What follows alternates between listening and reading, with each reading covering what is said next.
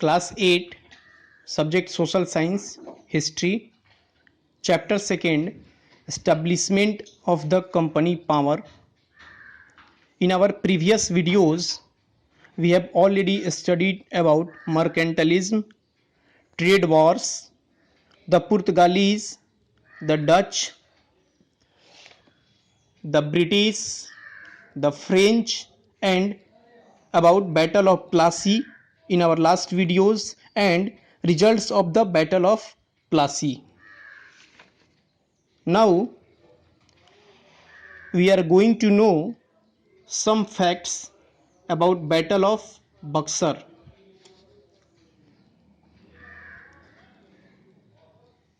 Abolition of internal duties was considered by the British as violation of their special rights and privileges. This led to a series of battles between the British and Mir Qasim in 1763. After successive defeats at the hand of British, Mir Qasim fled to Awadh.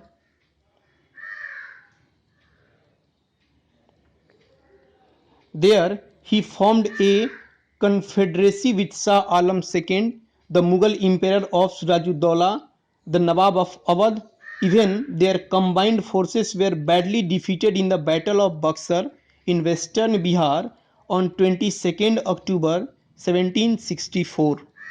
This led to the sinking of the Treaty of Allahabad in 1765. Results of the Battle of Buxar.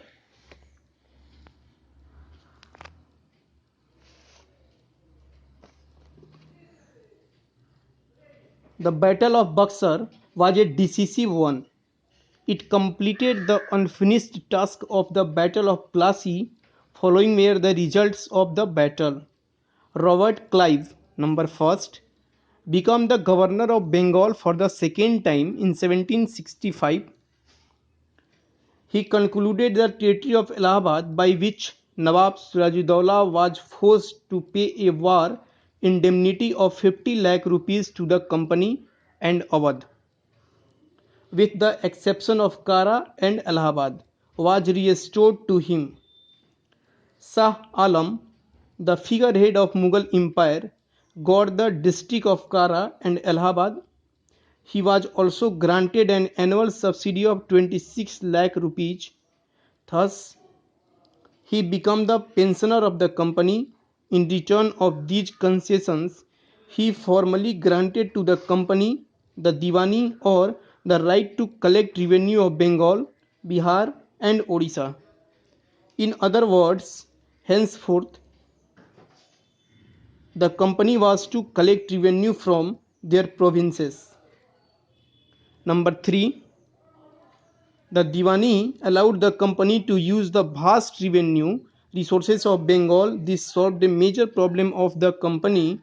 So far, the company could only buy Indian goods with gold and silver imported from Britain, because at that time Britain had no goods to sell in India. But with Diwani, the revenue from Bengal could be used for other works and expenses. These revenues could be used to purchase cotton and silk textiles in Indian, maintain company troops, and meet the cost of building forts and offices at Calcutta. A defensive alliance, number 4, a defensive alliance was also concluded with the Nawab of Awadh, by which the company promised to provide him with troops in case of need if the Nawab paid for their maintenance.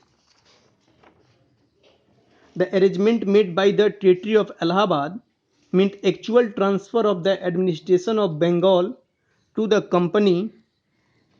As the result of this, hand over the revenue of the most prosperous Indian provinces to the British. The Nawab failed to realize its long-term implications, and he himself sold his independence to the company. Thank you.